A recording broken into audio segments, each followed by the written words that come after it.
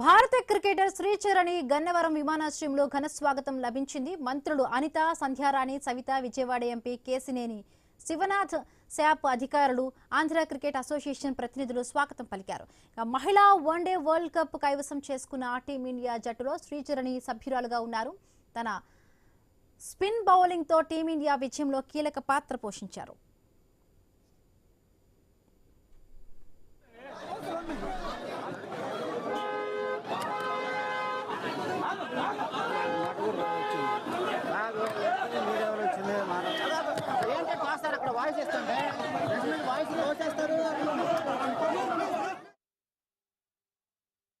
ఎక్కడో మారుమూల గ్రామంలో పుట్టి పెరిగి చిన్న కుటుంబంలో పుట్టిపెట్టి వాళ్ళ అంతర్జాతీయ ఖ్యాతి గడించిన శ్రీచరణి మన ఆంధ్రప్రదేశ్కి రాబోతున్న సందర్భంగా వారిని ఘనంగా ఆహ్వానం పలుకుతూనే కాకుండా ఇక్కడ ఉన్న ఎంతో మంది యువతకి ఆవిడ యొక్క ఇన్స్పిరేషన్ ఆవిడ. అటువంటి వ్యక్తిని రాష్ట్ర ముఖ్యమంత్రి వర్యుల వారికి తీసుకువెళ్ళడమే కాకుండా రాష్ట్ర ప్రభుత్వం కూడా ఇవాళ వారిని ఘనంగా సత్కరించబోతుంది.